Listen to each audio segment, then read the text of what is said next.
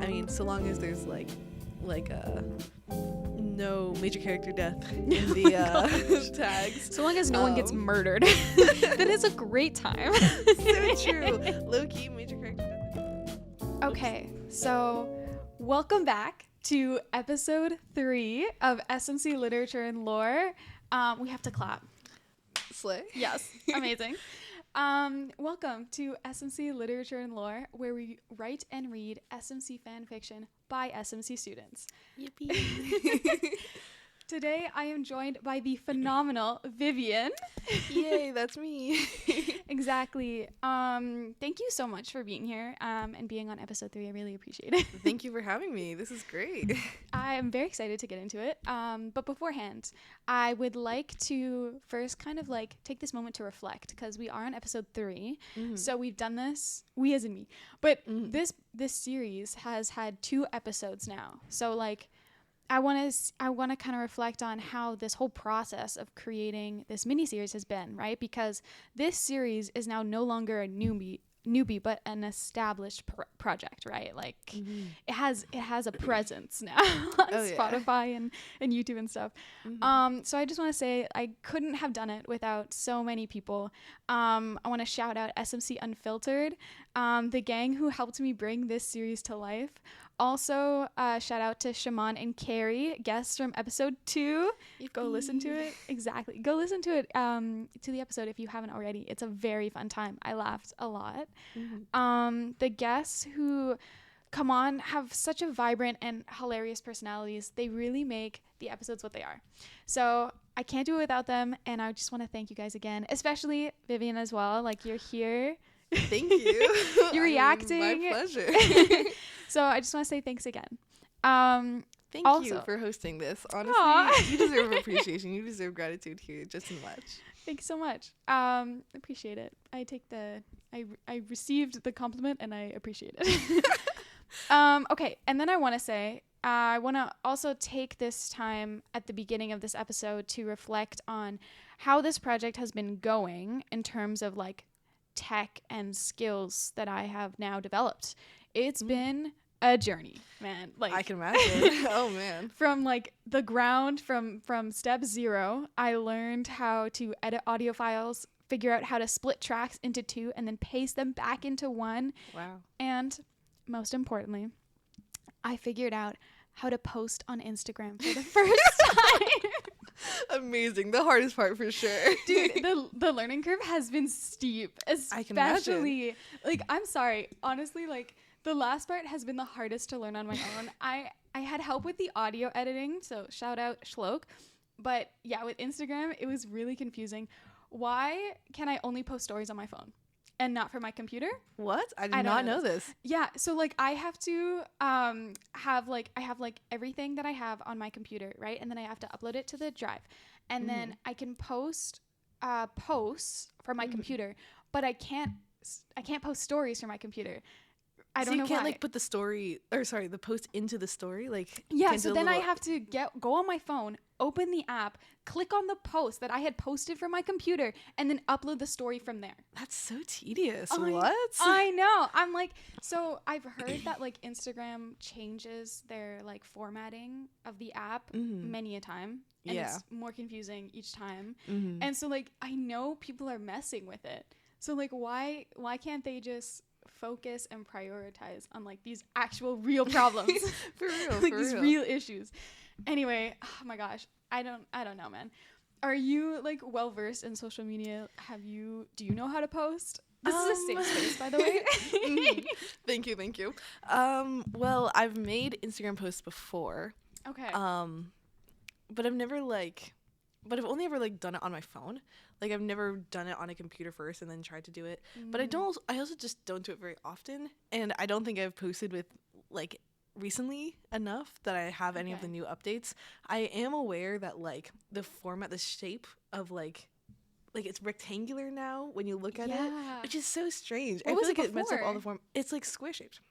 And so like you can like everything is just like easy and nice, and like everything is formatted prettily. Like the way that I noticed that this was, you know, a change is that like K-pop groups will post these like 3 post long things that like have like the start of the picture on one post, like the middle of the picture on another, and the last of the picture on the other. And then with the change in format that Instagram had, it like completely messed up like the like alignment, and so strange. And it just messed it up. So you were watching those K-pop videos and you were like, something's off.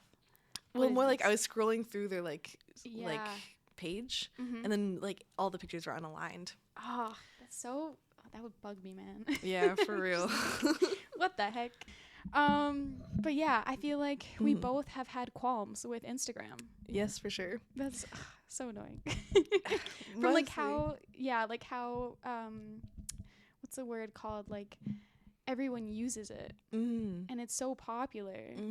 But like little things. So many flaws. Could never. Okay. Anyway, so now that I've done my little spiel about the intro, we're actually gonna switch it up and we're gonna focus on the beautiful guest we have today. OMG. I'm gonna ask Vivian, if me? if you could give a little introduction about yourself. Sure. Well, as Mack was saying, my name is Vivian. I'm in 3rd year in cell and molecular biology and philosophy.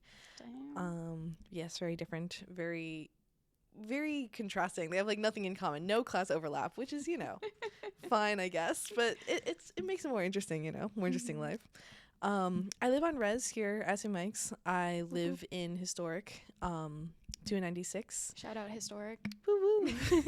We both live in the same building. Yeah, we're not biased at all. Yeah, of course not. It's totally not the best place to live, like in all of UT. Those are just actual facts. Yeah, exactly. My experience with fanfic. So I did a lot of fanfic reading when I was a kid. And by a kid, I mean like from age like 13 to now. Like that's like prime fanfiction time though. So true. Like it's almost been like 10 years since I started reading fanfic, Whoa, so like your 10th anniversary is coming up. Yeah. Are you going to do anything? Do you have any plans? Maybe I'll just reread the best ones. Yeah. I don't know. I mean, I didn't really think that hard about it, to be honest. I only realized it like now. Yeah, that's a good idea though, to like go back into the fics that like really were really good. So true. All the Young Dudes, a classic. There's so many. Wait, we need to pause. Yeah. All the Young Dudes. That's like the Marauders. No, Harry Potter. Yeah. The Marauders fanfic. I feel like we've had a conversation about this before. Probably. This is ringing a bell. Okay, yeah, we just needed to. All the Young Dudes. Is that the name of the fic? Everyone should read it. It's about the Marauders, Harry Potter. It's very good. It's so good. It's very good. It's like better than the books, low key. Well, the books don't give you anything. So true. So there's nothing to compare. Yeah, that's so true. Like the Marauders were not very developed characters in the books. I mean, they were like mysterious, and that's why people like them, and that's why there's like so much room to write fan fiction about them. And so like the Marauders like fandom has like built its own like it's a sub fandom of Harry Potter, but it's like its own thing. And now people have fandoms about like All the Young Dudes, this incredibly famous fic, right? The meta, holy moly, like that's crazy. Fanfics of Harry Potter, which is like it's just living insane. In the future. for real. But yes, I'm a avid fanfic reader. At least I was when I had time. And now I'm writing a fic for this beautiful podcast.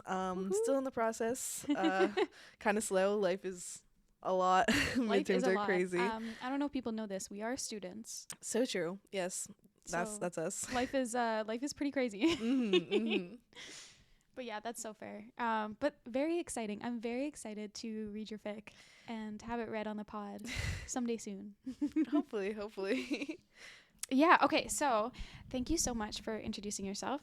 Really appreciate it, and giving a little background into what kind of fanfics you read. I have so much mad respect. I love Harry Potter, especially the Marauders, and I need to read more of them because I'm more of a Draco and Hermione, those kinds of vibes. But you're right. It's like such a huge part of the fandom that has been created by fans. So it's a really great place to be. So I agree. Yeah, I like how they've like removed themselves from J.K. Rowling. Like, not to like throw any shade or anything.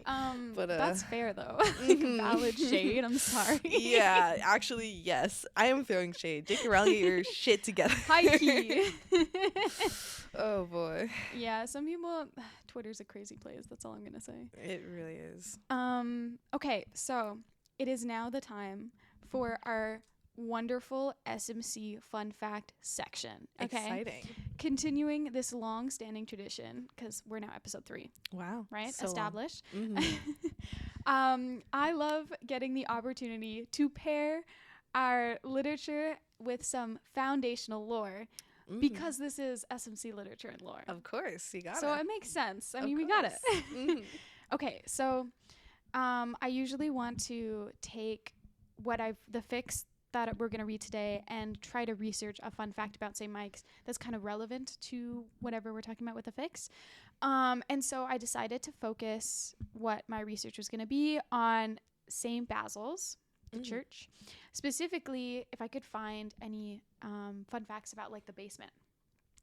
Right. And so in like the archival St. Mike's history, the link will be in the episode description. I was able to find quite a few fun facts about St. Basil's. Like, honestly, I could never do this fun fact like jumble justice, because it's already been done in a much better, sophisticated way that was beautiful to read already on that website.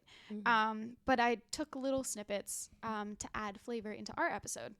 So St. Basil's, the church that right beside on St. Mike's, right beside St. Mike's. I think it's technically on. It was part of St. Mike's for its history, so it is St. Mike's. So true.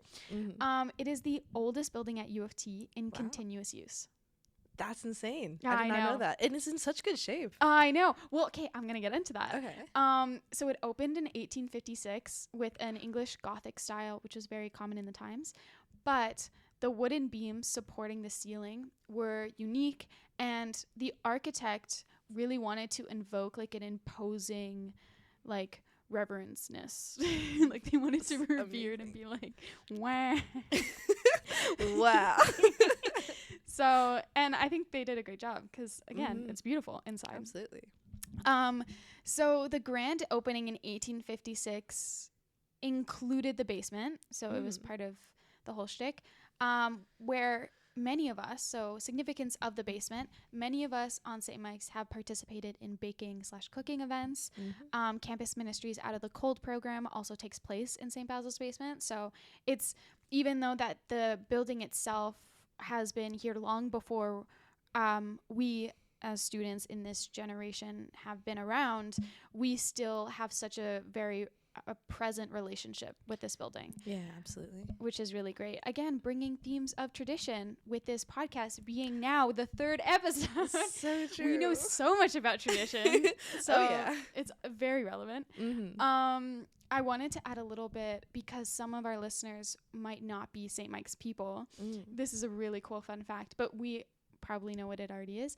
A piece of John Elmsley's heart is in the walls of the church. Just a piece or the whole thing? Just a piece. Okay. Yeah, John Elmsley had donated a piece of land to where the church was built, and he was very attached to St. Mike's. We have a building named after him, so he's very present, and he loved the church. So he had a piece of his heart sealed with alcohol after his death and placed in the wall. Wow. Due to like a symbol of like his attachment and undying love. Amazing. Spooky. I feel like that is definitely a recipe for some supernatural like manifestation. For sure. But I have a couple questions about this. First, why only a piece? Where's the rest of the heart? Yeah, maybe, I don't know. Maybe he's like, I only need a piece. Like, maybe it was kind of a flex. So he was like, not even my whole heart, like just a piece to like. Wow, so we're the side piece? Oh yeah. No. I don't know. Or maybe the hole that it was in was like, guys, it's not gonna fit a full heart. We can only do a section. I feel like though they'd like have to build around it. Like, also the second question, is it like viewable? Because I've never actually seen it. I've just heard the story. Yeah. Okay. So I went into the church and there's a like everyone knows where to go in the back. And then I can't remember if it's behind a glass case or something. I feel like there's a plaque that says John Elmsley's piece of heart right there. but I don't think we can see it. I think it's actually like built in over. the building. Yeah. Wow. So Like, it might not even be there. Yeah, very much like a Cask of Amontillado like vibes, which is Mm-hmm. Edgar Allan Poe, where he walls up a person, but you just like wall up a heart, so not the yeah. So that's a crazy time. I also want to know. Well, sealed in alcohol, so no. No health violations, I think. Hopefully. Just all above ground. Mm-hmm. Weird that people don't do this more often. Is it? I don't know. I'd love to have, like, when I'm dead, a piece of my heart in my cottage or something. Again, but I don't know. Supernatural manifestation. So true. If that ties me to the corporeal, like, this world, right? Mm-hmm. I don't want to. If I want to move on, I don't want to be tied down. So true. And I mean, St. Mike's is great, but like, wow. That's another level of dedication. Mm-hmm. Yeah, it's pretty wild. So 1856, the church was built, including the basement, right? In 1979, the city of Toronto declared St. Basil's as a heritage site. So, to your earlier point, renovations for the safety and upkeep of the building have been completed, and that is why the basement looks so new. I see. Yes, but in actuality, it's still quite old. 1856. I have a question, though, in terms of, and great question because you're in philosophy. If the basement is completely replaced with a new basement, is it still the same basement? Can we say that it's the same basement from 1856? I mean, like, this is an ongoing question in philosophy. I feel people have like different perspectives on this. Yeah. Like, one could say like the idea of the ship of Theseus, or I guess the basement of St. Basil's Church, is like the shape of it, not necessarily the pieces, right? And it also, I feel, depends on like I guess the materials being used. I guess, how does one even define a basement? But like, also maybe the idea of a basement is that it's under the church, and so like no matter what like is down there, so long as it's under the church, it's still like the basement of St. Basil's, right? So its identity is its location. I mean, one could argue, like there's a lot of arguments one could make. I mean, at the same time, if you don't have the same original materials that were like put there in the first place, if everything that it once was like taken out, then like those like same atoms are just not going to be there. Yeah. And so it's just no longer the same thing. If we think that like the physical materials are like the essence of the basement. Yes. But if I had to choose, I'd say like the essence of a basement. Jesus, what am I even saying? The essence of a basement is its position, what it's under, right? Because I mean, even the name basement is like base, right? It's like beneath, right? Or not beneath, but like the lower part. And like it's still being used as such, and so its purpose has stayed the same over the years. So therefore its identity and sense of being, even though it's a basement, has stayed consistent over the years. Yeah. And then the basement of St. Basil's is only really dependent on it being below St. Basil's, and it doesn't necessarily have to do with like the materials that it's made after or made with. So that's what I would say personally, but one could argue otherwise. One could have many discussions, a lot of stimulating conversation about this topic. So true.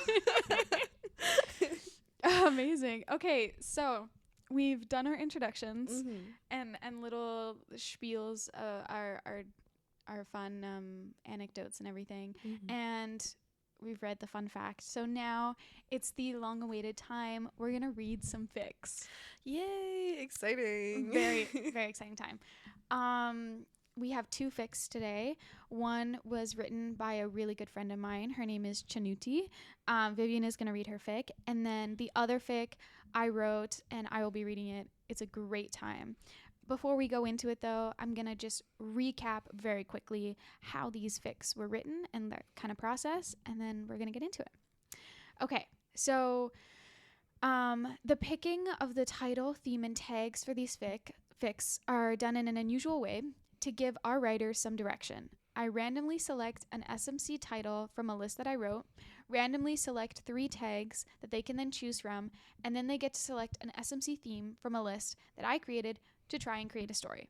So you have like a bunch of stuff that's mixed together, and it sort of like prompts the writer to write something and direct their creativity in such an interesting way, depending on the combinations. Like no two fics are the same. Yes, which I love. Mm-hmm. Yeah. Okay. So for the first fic that Vivian will be reading for us today, can you introduce the title, author, theme, all of that? Yes, so the title is The Arbor Room by Chanuthi. The theme is baking in the basement, and the tags are love at first sight, time travel, and Star Wars AU. Which is like a lot to cover. I feel like time travel and Star Wars AU, like it's in a very like sci-fi zone. Yes, very true. Baking in the basement is a little bit less sci-fi, and the Arbor Room is also not particularly sci-fi.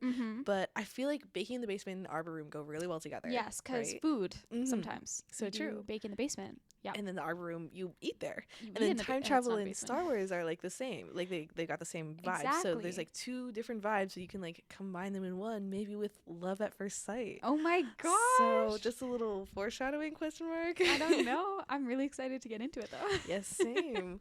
Alrighty. So The Arbor Room by Chanuthi. It's all I think about, day and night.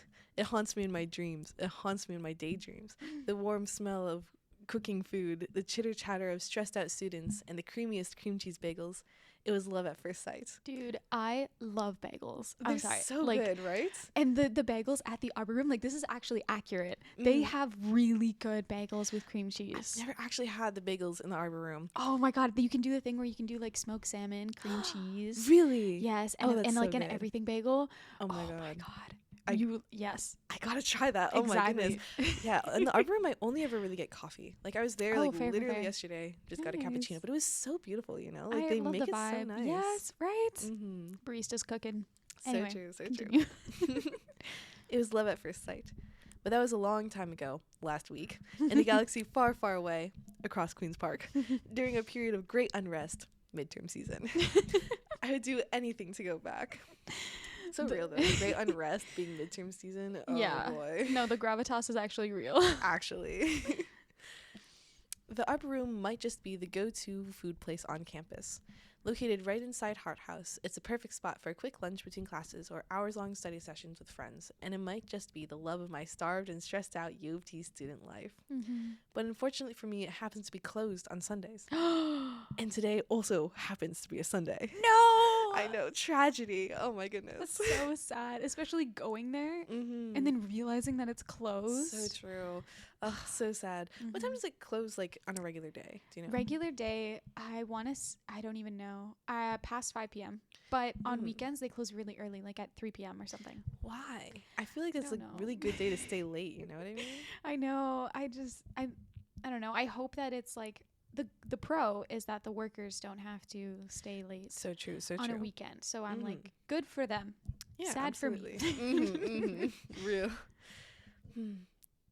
That's why I find myself here, with flour on my face and my feet hurting, in the basement kitchen of St. Basil's Church, trying my best to replicate that wonderful experience in the form of homemade bagels. However, it's a dark time for me now. No food is even remotely edible yet. The kitchen is a disaster, with bagel batter and dirty utensils littered everywhere. I'm so overwhelmed I want to scream. Oh man, I don't know. I'm not really like a cook. I don't really bake. I kind of cook. But I feel like making bagels, I don't know. That kind of seems a little bit difficult. I've never made bagels before, but I've made donuts before. Okay. And that was pretty tough. I was admittedly like 10 or 11 when I was making donuts. And I will say, like, bagel batter and dirty utensils littered everywhere is a pretty, like, accurate description of what, like, trying to bake is like. Yeah. I mean, if you bake with just, like, not from scratch, but with, like, boxed, like, cake mix or whatever, that's, like, nice and easy. But the moment you, like, have to get out, like, the flour and the baking soda and all of this stuff. Yeah. Like, the chaos. whole, yeah, exactly. Chaos ensues. So accurate. So real. And just as I think I'm finally losing my marbles, everything around me metamorphosizes. At first it was slow, the clattering of my mixing bowl, a flash of the microwave. Then suddenly, the flour on the countertop rises, spinning around and orbiting me. The oven door opens, releasing steam adjacent to the exhaust of a rocket tunneling into space. The tables begin spinning and spinning and spinning. The kitchen, it transforms. Wow. OMG. The room elongates, the wooden floor transforming into a polished Durasteel corridor. The microwave no longer flashing, but a black, gaping window in front of me. I blink at bright white lights burning holes in my eyes. The sound of engines thrumming in my ears makes my reality unmistakable. I'm in a moving starship. Oh my God. Whoa. We are now in the sci-fi realm. So we have true. transitioned. Oh my goodness. From the basement to sci-fi. That's very well done. I agree. really Absolutely. Beautiful writing. Also, is this still the basement of St. Basil's Church? Do you think that once it becomes a starship, it no longer becomes the basement? We don't know. Is this starship beneath something? Great question, actually. Because technically the main character is looking at a black gaping window. Window to what? It's dark. So true. What if they're underground? So true. What if they're still under the church? Just in a starship. That would be fantastic. In that case, it's still the basement of St. Basil's Church, but the moment it leaves from being under St. Basil's Church, it is no longer the basement. No longer a basement. Okay. This is good that we covered this. Yes, absolutely. Very important details here. The spoon in my hand is humming, no longer wood, but something long and luminous. I begin walking down the long hallway until I come to a control room. Destination, I heard, not out loud, but in my head. In my heart. Oh my gosh, your heart is speaking to you.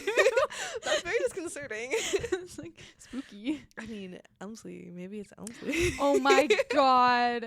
Can you imagine? That would be terrifying. I mean, what you were saying about like being haunted by Elmsley, maybe that's what's happening here. Yeah.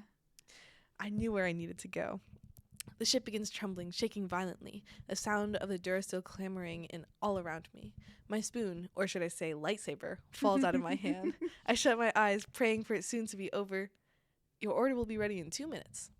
I blink at the girl in front of me, smiling as if it were a perfectly ordinary day. Thank you. Taking my receipt, I walk to a seat and dizzily look around. There were people everywhere, eating, studying, and talking. A TV screen above a laughing couple was reporting today's weather. Heavy snow. Heavy snow. Wait, okay, so she's no longer in a spaceship. Correct. She is in a place where there's a barista. Yes. So not the basement either. So true. So we're in a different location. I mean, one could argue that there could be a barista in the basement. But true. I suppose we'll find out. I don't think there are receipts in the basement. I mean, say. One could argue it would still remain a basement. So long as there was a receipt there. I mean, not so long as there was a receipt. So long as under St. Basil's Church. And, like, if there was a receipt there, that wouldn't change that fact. That's true. So technically, this new location, which we don't know where, could still be underneath the church. It's true. It could. Okay. We haven't found that out yet. I mean. Yeah, we have to stay tuned. Okay. So true. So true. A TV screen of a laughing couple. Oh, wait, I already read that. Oh, I'll just reread it again. A TV screen above a laughing couple was reporting today's weather. Heavy snow. Heavy snow. If I remember clearly, it was a bright sunny day before I decided to hole myself up in the basement. Shout out basement. Shout out basement. It hadn't snowed since last week. I squinted, trying to make out the date the reporter was talking about. I couldn't believe my eyes. It was Saturday. I was back in the Arbor Room. Oh my God. So we're not in the basement. We're in the Arbor Room. Okay, so not a basement. Okay, yes. In the Arbor Room. And it's Saturday. And it's Saturday. Open on Saturdays. Yes, and so now we have the time travel. I see. Yeah, that's where it comes in. Okay. Very Clever. Order ready. I jump up and all the blood in my body rushing to my head and my heart beating 1,000 miles an hour. The air was warm and hot cocoa and marshmallows kind of cozy, but it could not lull the excitement that was building inside of me. Oh, so true. And as I sat back down with my cream cheese bagel, I knew that my attempt at replicating this place was all but futile. I knew I could never be able to encapsulate the alluring, comforting atmosphere of this eatery in a cramped kitchen basement. Sorry. Wait, I thought we were back in the basement. Wait, what? I'm back in. Sorry, I'm back in. No worries. I knew from the moment I stepped into this place that it would consume all my thoughts. The food, the drinks, the people, inextricably yearned for, even throughout time. The Arbor Room. It may not be my first love, but it will always be my love at first sight. The end. Wild. Amazing. So good. It's I beautiful. feel like this person loves the Arbor Room so much that I feel like an equivalent would be like how much we love the basement being in the basement. So true. So I true. feel like that translated pretty well. Absolutely. That was pretty good. Like, yeah, that was great. we got Star Wars, we got lightsabers and Absolutely. Starships, potentially in basements. So true. We got baking. We got attempted baking in the basement. Yes. And we got what was the other tags? It was Love at First Sight. yeah. And we got time travel. That was pretty crazy. Kind of like a Groundhog Day. Like, do we think that the main character is gonna always go back into, because if she follows all of her steps, right, goes to Bacon Sunday, right? Does it then do the loop where then they go in the starship and then they go back into the Arbor Room and it's Saturday again? And then is it a never-ending loop where they're just always? That would be insane. I think though, like, correct me if I've never actually seen Groundhog Day. That's the movie. Right? Me neither. I know the like idea, but don't their memories reset? Is that the idea? So that they keep doing the same steps. I mean, I don't know if this is true. Like, it could be completely false, but like, I don't know. I feel like if their memories do reset, not quite the same.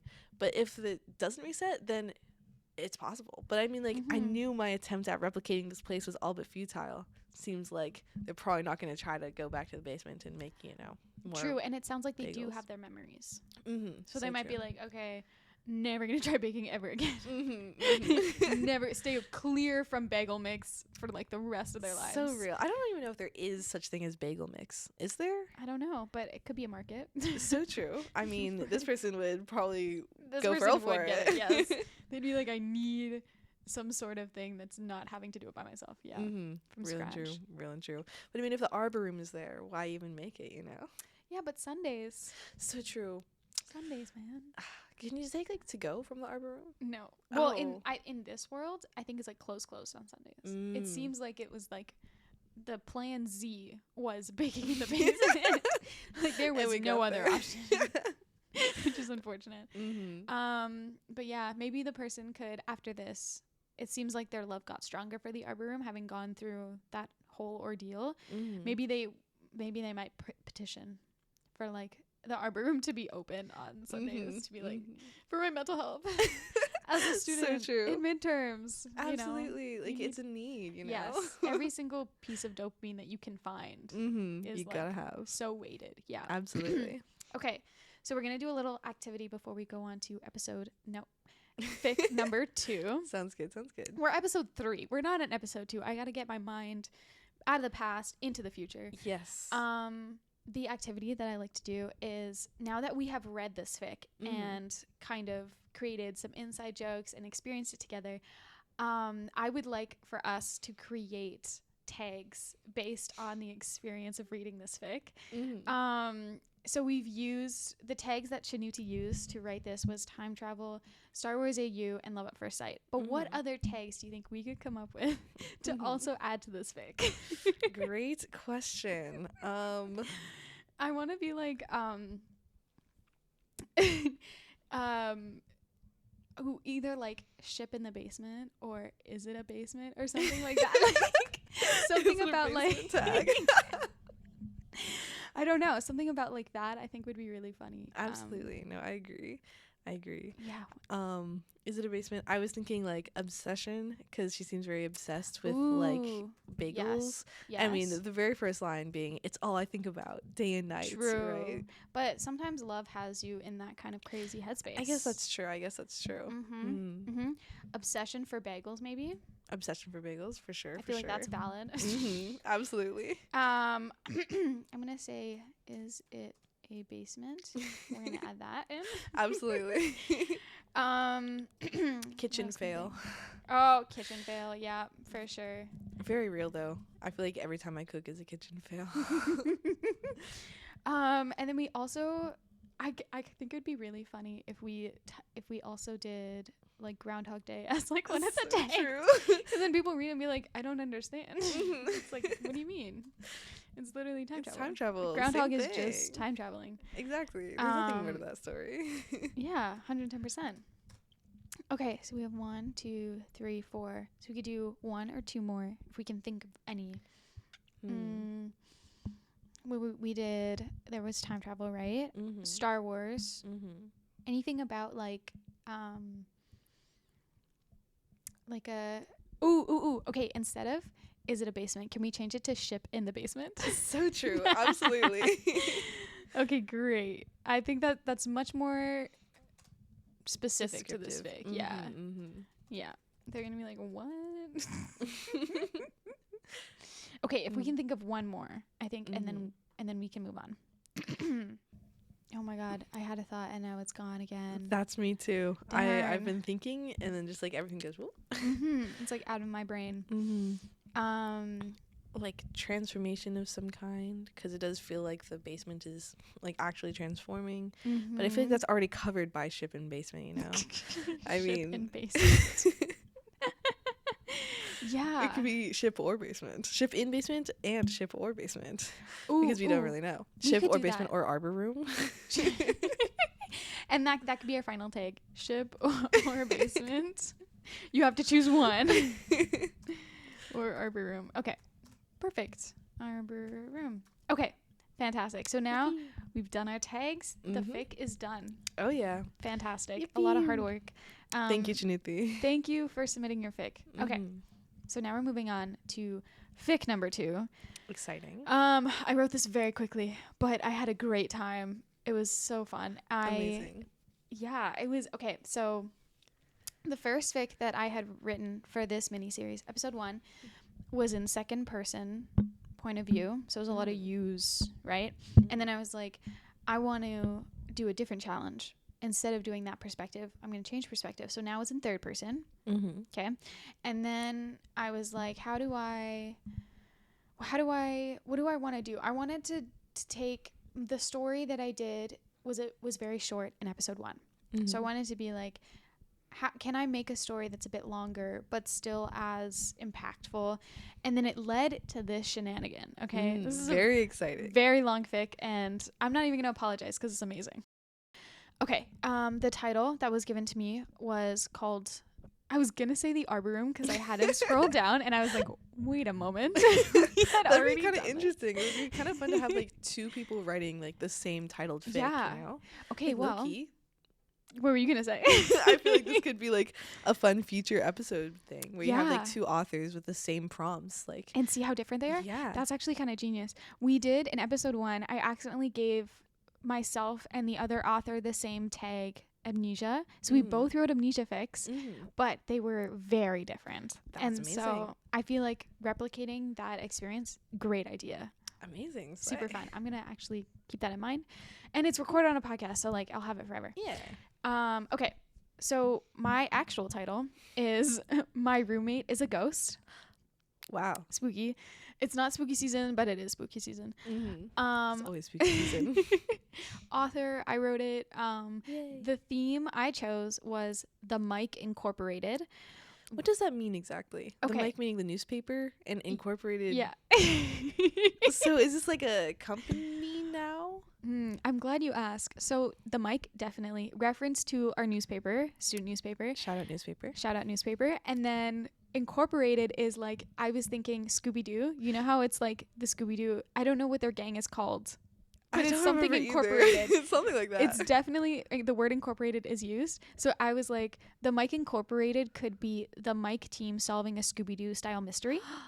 Oh, that's amazing. Oh my goodness. Right? I tried to do that. However, it's not fun in the sense it's not like a cartoonish Scooby-Doo vibes. It is definitely a mystery, definitely spooky, definitely using people from the mic. Wow, amazing. So, like real people, like real names? Yes, I name dropped some of my best friends. Amazing. And so that's going to be really fun to say.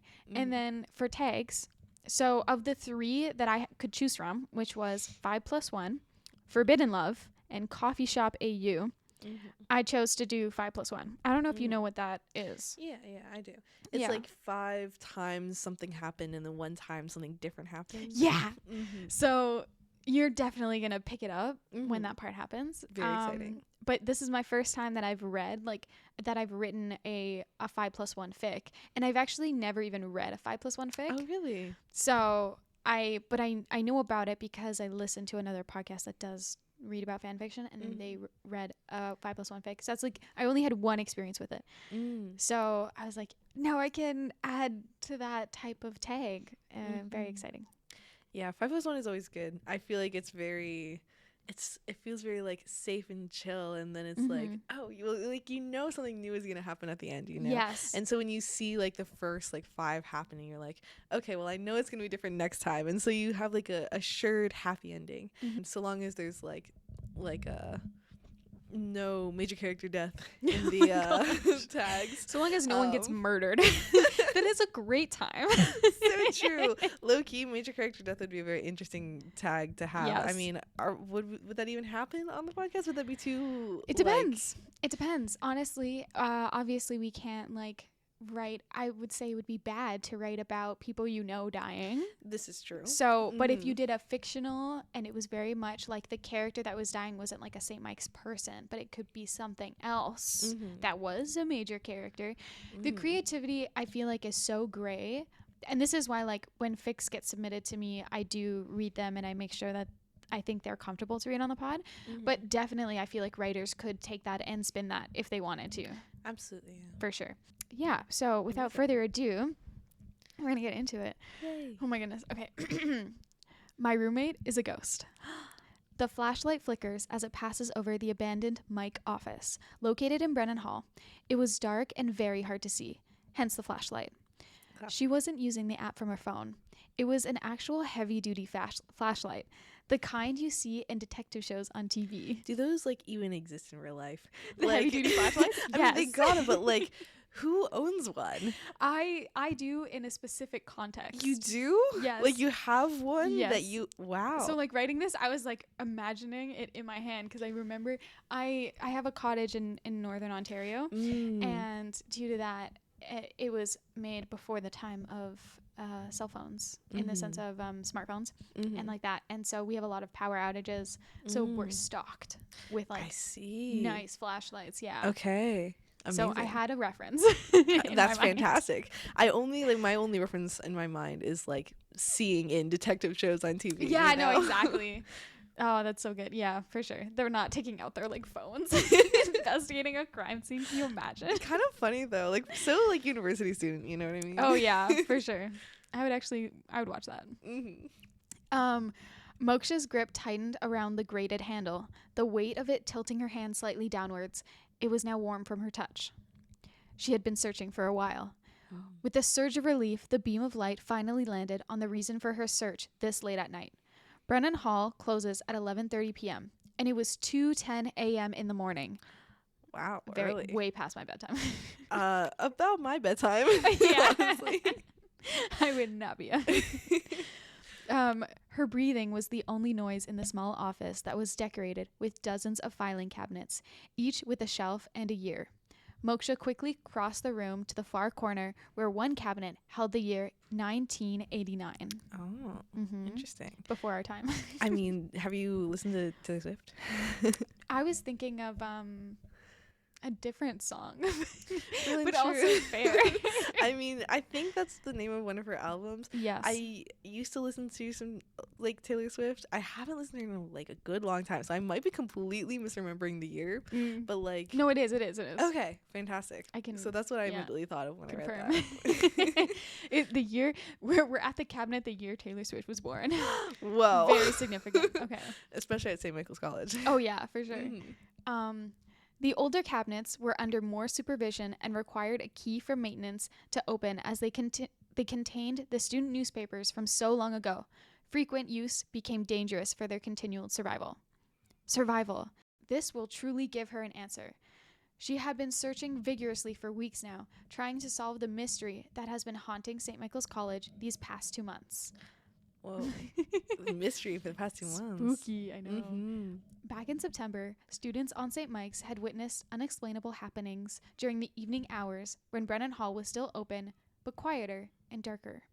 Things like a door slamming without anyone being there, people seeing a blurry figure in the corner of their eye, vanishing as soon as they turn their head in surprise. And lately, a scream. A noise so piercingly wretched in the that goosebumps covered you from head to toe, and your heart raced almost out of your chest as if to flee from the source of the sound. Wow. Okay. Intense. I would also be Absolutely. very spooked. Screaming Me too. is, you know. Yeah. Surprising, frightening. Oh boy. And great description, by the way. Goosebumps you. cover you from head to toe. Heart trying to Yes. flee from your chest. So good. Again, a reference of hearts. Oh my Like goodness. Sir Elmsley. It's everywhere. It's everywhere. It's everywhere. Okay. At least that's what witnesses told her when Moksha interviewed them. Rosie had assigned her, the case, to write an article on it for the mic, as they were missing one last story for their October issue. So it's spooky season in this story. Yeah. Perfect. Well, at least it's on theme, Moksha thought, unconvinced that there was anything substantially truthful about the story besides students getting scared of their own shadow. Real. Yeah. That was before. Back in the present. The flashlight continues to occasionally flicker, blanketing the whole room with an obsidian hue. Moksha sighed in frustration.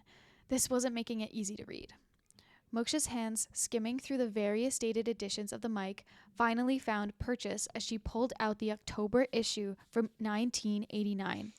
Her breath quickened in short, quiet bursts as she carefully peeled through the pages that were rough against her skin.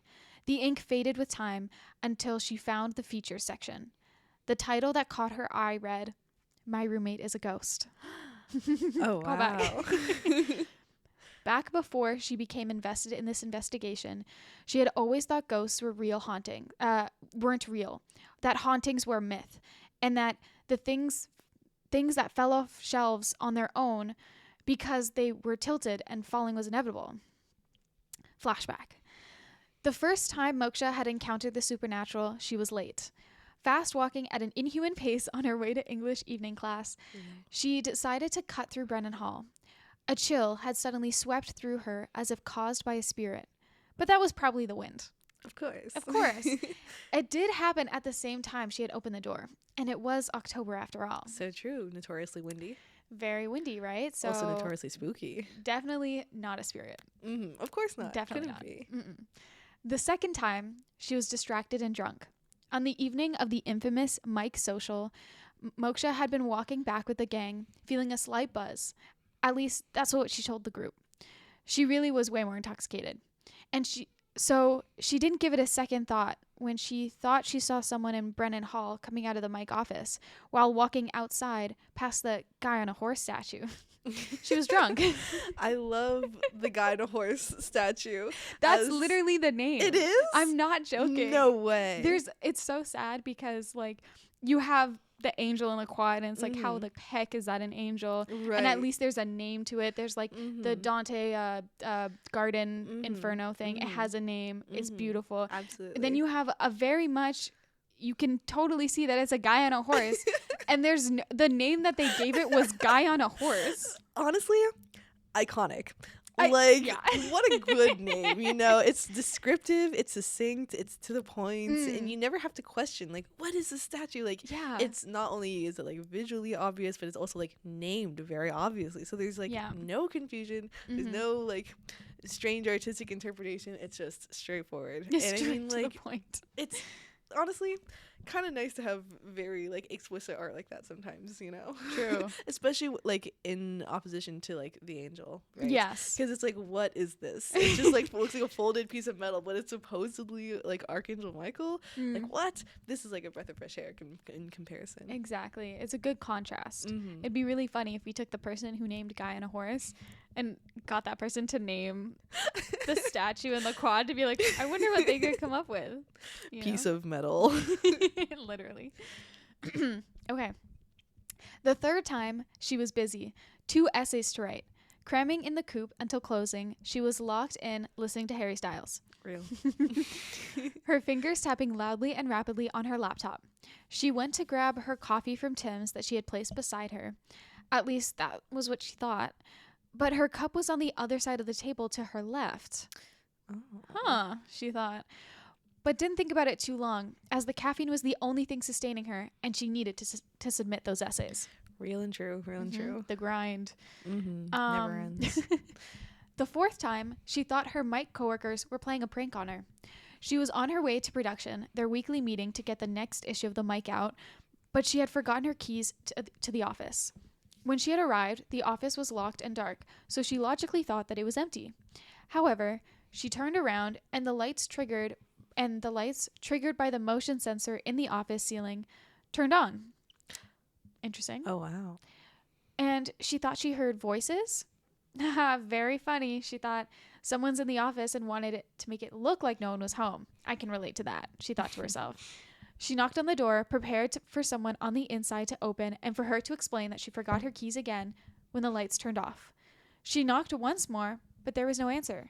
She peered through the small window, trying to get an angle that would allow her to check if anyone was in the room. But it was quiet and still. It was empty. Wow. Confusing, yeah. The fifth time, in celebration of the first month with the new team completed, having published 2 issues for September and seeing lots of engagement with the newspaper, the team decided to go clubbing. Fun time. Moksha needed to touch up her makeup, so she quickly ran to the bathroom in Brennan before meeting up with the rest of the Mike. Clutch in hand, she took the steps 2 at a time. The bathroom lights flickered on, and the previously dark bathroom was awash in a sterile white light. Moksha leaned over the counter, face pressed close to the mirror, intensely focused on fixing her eyeliner. Right? When you're like locked in and you're like, don't you dare, you're like talking to your hands like, don't you dare twitch, I swear to God. So true, so true.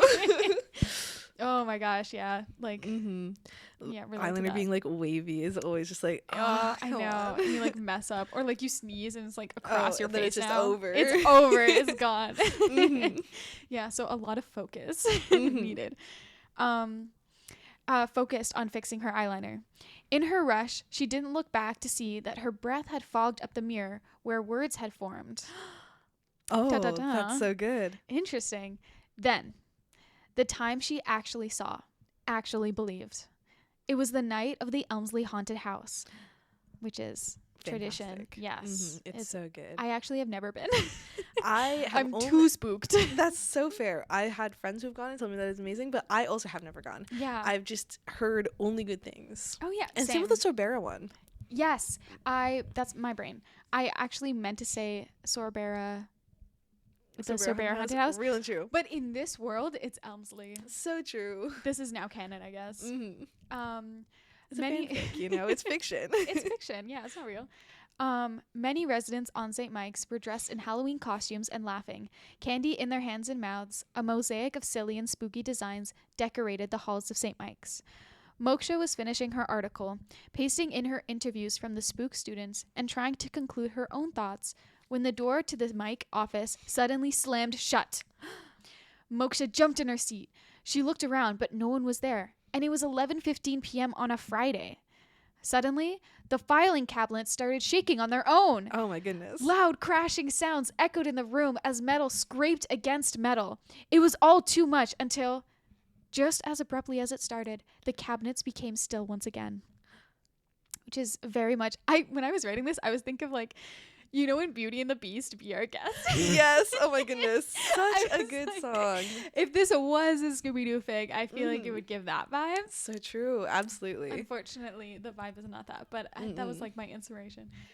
Good inspiration. Never so much as twitching. For 5 minutes, Moksha didn't dare breathe, frozen from what she had just witnessed, hands still hovering over her keyboard, the cursor placed over the half-finished sentence, context forgotten. So, ghosts are real? Because that was definitely not an earthquake, she thought. Do earthquakes even happen here?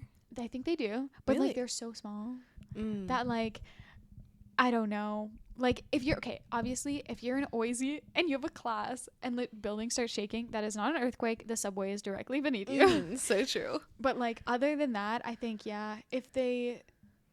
so from my experience being in Montreal, we did have one earthquake. Oh wow. That was like significant enough for like the room was rumbling a little bit. Okay. And I had no idea that it even was an earthquake because it was so not that big of a deal. But I thought it was our dog at the time smashing into the walls of the house.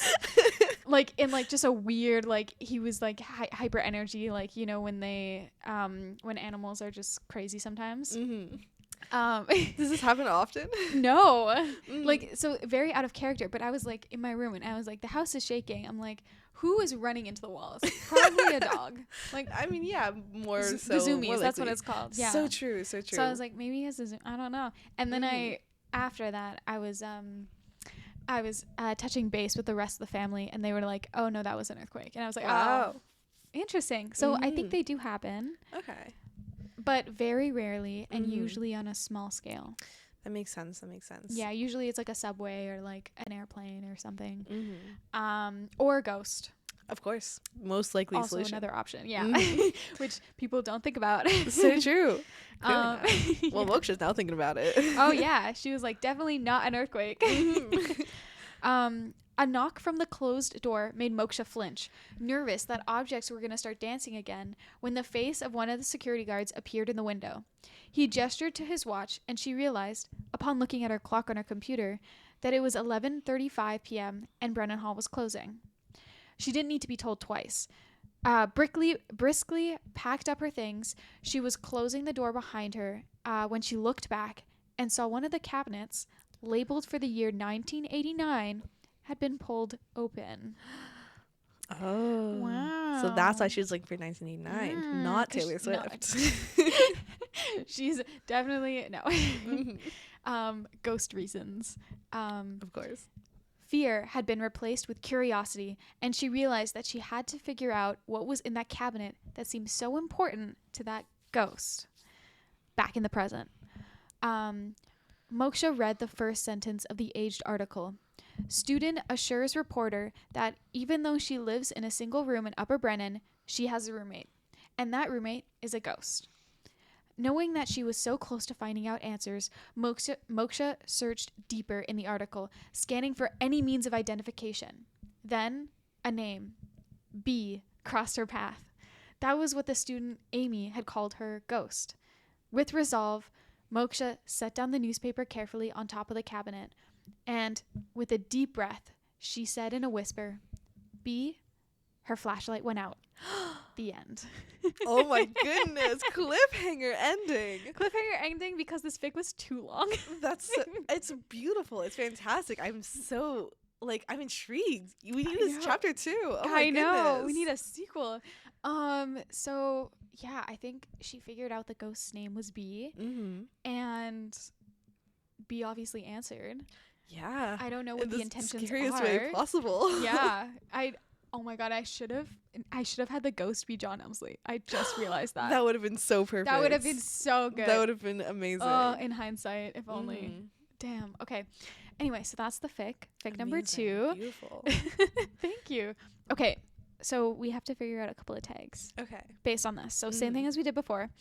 I feel like one of them for the shits and giggles be like, not John Elmsley. So true. Not John Elmsley. Also not Taylor Swift. Oh my god. Yes. Okay, wait. So Elmsley. Do we want to say not Taylor Swift, or do we want to say the something about her album, in the sense of it's not her 1989 but not Taylor Swift? It's 1989. Wait, she has Midnight's album, right? She does. So it could be it's Midnight's, not 1989. Yes. Wasn't it 2:10? 2:10 a.m. So not quite Midnight's, but close enough. It was kind of midnight-ish when she was fixing up her article. So true. And then that was the time that she had actually realized she was having a interaction with a spirit. Yeah, so true. It's midnight, not 1980. That's so fun. People are gonna get so confused. I love it. So we have not John Elmsley. It's midnight's not 1989. Let's say spooky season. Absolutely, for the vibes for sure. Do we want to say? It's also the haunted house is in Elmsley, not Sorbera, right? It's in Sorbera, not Elmsley. But in this, it's in Elmsley. Oh, so right? true. Mm-hmm. So what if we say something about that, like, what if we say, like, the tag is Elmsley Haunted House? Or is that... So true. Right? I can Someone's see like, that. what do you mean? Elmsley? That makes no sense because it's Sorbera. Of course. Perfect. Anyone who remotely would understand would probably not read the fic. But it's okay. I mean, I'd understand, and I'd read the fic. True. But I mean, I'm also on the podcast, so, you know, that does contribute. Again, no biases. Biases don't exist on this podcast. Biases are fake. Biases aren't even real. Like, what are you talking about? Oh my gosh, amazing. Okay, and then we need, like, one more... Oh, maybe something about earthquakes. We could say not an earthquake. I mean, we've been saying not John Elmsley. Ooh. It's Midnight's not 1989. Not an earthquake. Not an earthquake. Okay, I love this. And then can we say something about, like, Be Our Guest? So true.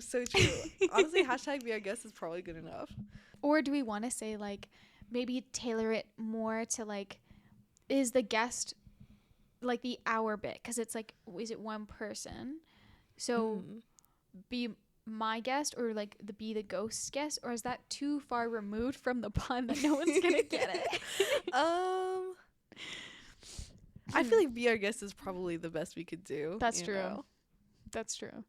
And there are no wrong answers, so this is good. Okay, and so we've done the tags are now done. Amazing. Very good. A lot of work and effort, a lot of creativity being used for this. Absolutely, it was fantastic. It's so good. Thank you. The ending is like actually amazing. I am such a fan of the, like, her flashlight went out. So stunning, so good. And it's such like a visual representation of, like, being haunted. Something happening. Yeah. Like now suddenly we're ending with her being in a dark room at 2 a.m. Insane. In a potentially haunted building. Like, who knows what's gonna happen? Terrifying. It could be like a Casper situation. So true. Or it could be like any of the other ghosts in Ghostbusters. That's like not a fun time. So true. Yeah. Okay. So we're gonna begin our outro because we're coming near to the end of this episode. So true. I just did not look at the time. Oh no. It's actually crazy. So I just want to say thank you for listeners to episode 3. And thank you, Vivian, for being on this episode. Thank you for having me. And also thank you, listeners. And thank you for hosting. It's fantastic to be here. If you would like to, listeners, if you would like to write fanfic about St. Mike's and you are a St. Mike's student, please reach out using our email, smcunfiltered@gmail.com, to request to be a writer, and we can get in touch. I also forgot to mention at the end of the last episode, but we would also like listeners for you to share with us what tags you think would be a good fit for the fics that we have come up with. So do your own creative process and see what you kind of create. What other descriptions are we missing from these for the tags? And put them in the comments below so that we can read it. We would love that. We'd love to see what you would come up with. Right? I mean, I think there's so much opportunity for shits and giggles. Absolutely. Oh, absolutely. The mic was like leaning away from me. It's okay. And then you can follow us on our socials at SMC Unfiltered on Instagram and on TikTok. Our episodes can be found on Spotify, YouTube, I'm pretty sure SoundCloud, and amazing, which is interesting. Episodes have been released weekly every Friday, and so you can expect next episode to also be released on a Friday, and then episode 4 might be the last one of this mini-series. Oh, wow. So take that as you will. Stay tuned. Vivian, if you have a shout out, now is the time. Anything you want to say? Do you want to thank any people for being Well, thank you, Mack, for being a fantastic host. Oh, thanks. Thank you to Chanuthi for writing a fantastic fic. True. Thank you. Thank you, Chanuthi. Appreciate it. Thank you to the Arbor Room for having fantastic food. For food worthy of writing. Absolutely. Yes. Like, I don't go there very often, but whenever I do, it's always a great time. Thank you to John Elmsley for having his heart in, like, St. Basil's Church, like what a fantastic little piece of lore. Like I feel like you got to be like a little strange to be putting like your dead body parts into buildings. But I mean, we love him for that, you know. Definitely thanks a vibe. to Historic and everyone in it. Great place to live. And yeah, thank you all for listening. Oh, thank you so much. Okay, we're gonna say bye. Bye.